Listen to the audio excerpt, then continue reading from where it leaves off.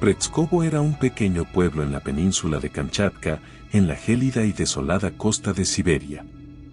Tenía una población de 7.000, y la ciudad solo existía debido a una instalación minera ubicada cerca del pueblo.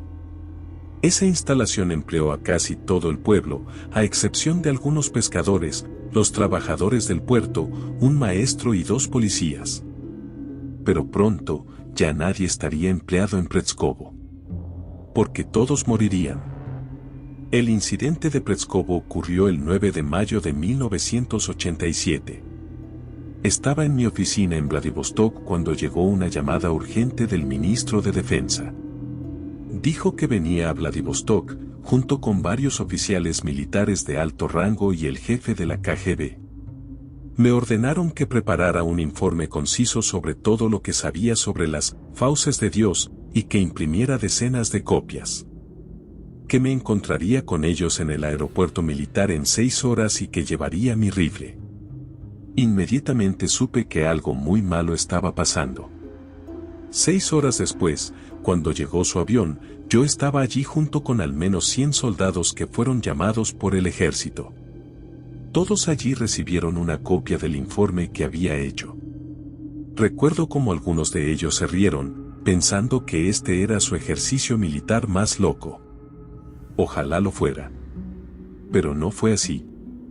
Entré en un helicóptero de combate con el ministro de Defensa y el líder de la KGB, y vi que ese pequeño ejército entraba en grandes helicópteros blindados y salía de Vladivostok. Los seguimos por detrás. Se despertaron las fauces. Le pregunté al ministro de Defensa. No podía decir si tenía más miedo de él o de la criatura.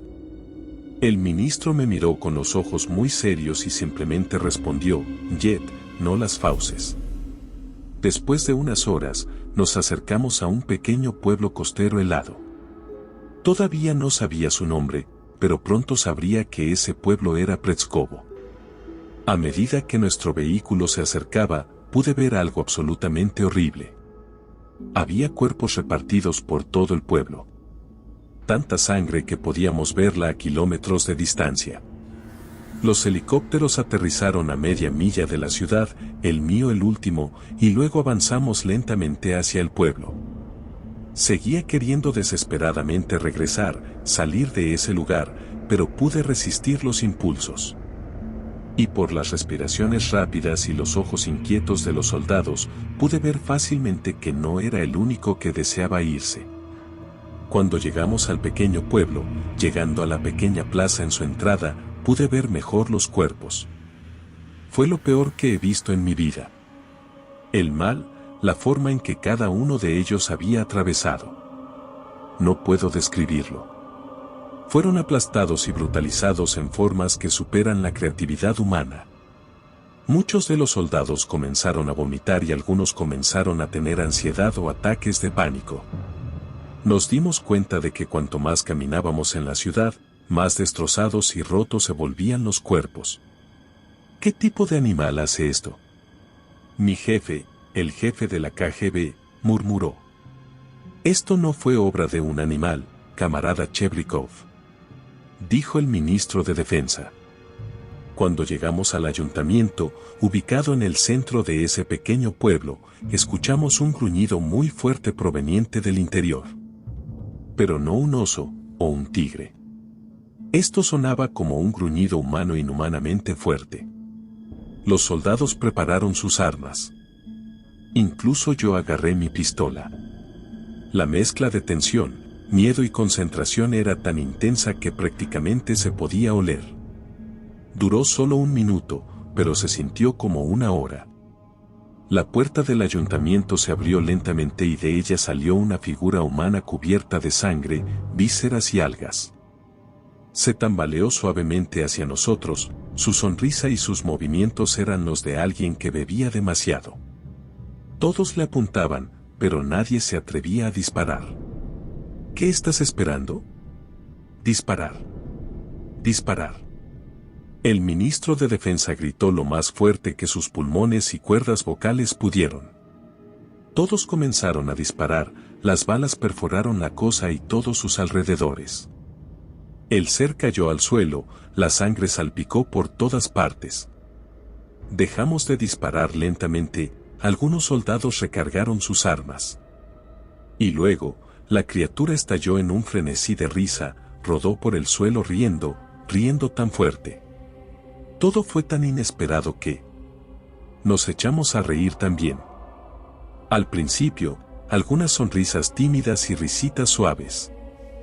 Pero pronto se convirtió en una carcajada total, y luego todos se rieron, muchos de nosotros nos reímos tanto que comenzamos a caer al suelo también. Incluso mi jefe se reía como si acabara de ganar la lotería. Y nunca antes lo había visto sonreír. Entonces comenzó. Un disparo, luego otro. Luego otro. Luego otro. Presioné mi vientre tan fuerte como pude para dejar de reír y miré a los soldados. Vi a uno de ellos riéndose mientras movía su pistola a su sien izquierda y luego se volaba la cabeza. Todos siguieron riéndose y luego quitándose la vida. Yo también sentí la necesidad de volarme los sesos, pero tiré mi pistola antes de que pudiera hacerlo. Camarada. Jajaja. Camarada Lepjev. Cuidado. Jajajaja, dijo Chebrikov, el jefe de la KGB. Miré hacia atrás en dirección a la criatura, solo para descubrir que estaba justo enfrente de mí. Finalmente vi, en medio de toda la sangre, vísceras, algas y el olor pútrido, que reconocía a esa persona. Camarada director Pusinkin. Pero ¿cómo? Moriste hace 3 años, yo mismo ordené tu muerte. Grité, tan sorprendido como aterrorizado. Al menos finalmente dejé de reír. La muerte es simplemente un concepto, camarada Lepjev. Empezó a decir, su voz tan profunda y gutural como la fosa de las Marianas. He sido bendecido por Dios. Mi alma se ha vuelto inmortal, como Él. ¿Estás hablando de las fauces? ¿De verdad crees que las fauces son todo lo que son? Esa es simplemente una de sus partes. Esa boca no es nada comparada con su tamaño y magnificencia. Fueron enterrados hace mucho tiempo, cuando la humanidad no era más que un susurro, pero ahora los tenemos despiertos. Dijo el director, levantando los brazos por encima de la cabeza, como si estuviera rezando. Cuando hizo eso, todos los soldados comenzaron a dispararse de nuevo. Entonces escuché un helicóptero que se alejaba. Miré hacia atrás. El ministro de Defensa y mi jefe se habían ido. Me habían dejado con esa cosa. Estaba seguro de que estaba a punto de morir en ese momento. Camarada Lepjev, parece que ahora estás solo. ¿Me vas a matar? Discretamente agarré mi pastilla de cianuro de emergencia que tenía en mi bolsillo. ¿Matarte? ¿Por qué habría de hacer eso? El director muerto se rió. 2 de los soldados no muertos me agarraron por los brazos y me sujetaron, mientras Pusinkin sacaba un viejo gancho oxidado. Le dirás al Kremlin que la única forma de deshacerse de las fauces es con armas nucleares. Como si una bomba nuclear pudiera dañar a ese monstruo. Grité, tratando de liberarme del agarre de los soldados muertos. No lo sería. No es por eso que quieres ser bombardeado. Pero déjame contarte un secreto, camarada. Se acercó a mí y me susurró al oído. El dolor es delicioso, camarada Lepjev. Y entonces sentí el peor dolor que jamás haya sentido. Me había enganchado la mandíbula. Me retorcí con todas mis fuerzas, llorando del dolor. Ató una alga al anzuelo y comenzó a tirar de él lenta pero firmemente, y pronto me arrancó la mandíbula.